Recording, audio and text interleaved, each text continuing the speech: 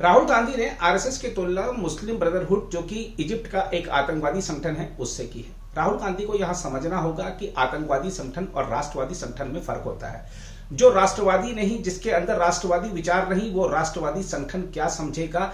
इसीलिए राहुल गांधी बार बार आरएसएस पर हमला करते हैं।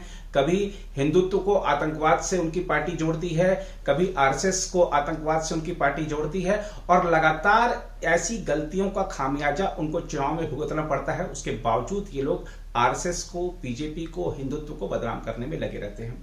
भारत जोड़ो यात्रा के बाद भारत को बदनाम करने की जो यात्रा राहुल गांधी इस समय लंदन में कर रहे हैं, वहां से उन्होंने आरएसएस पर जो हमला बोला है वो भी उनको उल्टा ही पड़ेगा, क्योंकि आरएसएस ऐसा संगठन है जो कि 40 से ज्यादा देशों में है और सफलतापूर्वक आगे बढ़ रहा है।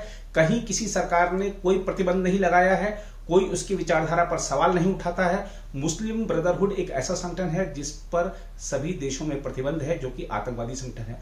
तो आतंकवादी संगठन से राष्ट्रवादी संगठन की तुलना करके राहुल गांधी ने महापाप किया है। आइए आपको बताते हैं कि आरएसएस है क्या। राष्ट्रीय स्वयंसेवक संघ एक शक्तिशाली संगठन है और इसके फौज जैसे अनुशासन की सराहना विपक्ष के लोग भी करते हैं। लेकिन जब कोई शक्तिशाली होता जाता है तो उसके खिलाफ दुष्प्रचार भी होता जाता है।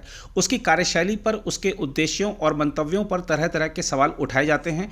उसको राजनीतिक तौर पर निशाना बनाया जाता है। ऐसा ही कुछ आरएसएस के साथ भी हो रहा है। विरोधियों का संघ पर एक बड़ा आरोप यह है कि वह सिर्फ हिंदुओं की चिंता करता है, हिंदू राष्ट्र बनाने की बात करता है और इसके संगठन में महिलाओं के लिए कोई स्थान नहीं है। जबकि सच यह है कि संघ विविधताओं का सम्मान करते हुए समाज को जोड़ने के लिए दिन रात काम कर रहा है और इस काम में जाति, वर्ग, धर्म और लिंग के आधार पर किसी प्रकार का भेदभाव नहीं है। संघ हिंदुओं की बात करता है तो मुस्लिम इलाकों में भी काम करता है, दलित बस्तियों में सेवा प्रकल्प चलाता है तो ईसाइयों के बीच जाकर भी काम करता है। आदिवासी क्षेत्रों में संघ जैसा कार्य किसी दूसरे सामाजिक संगठन ने नहीं किया।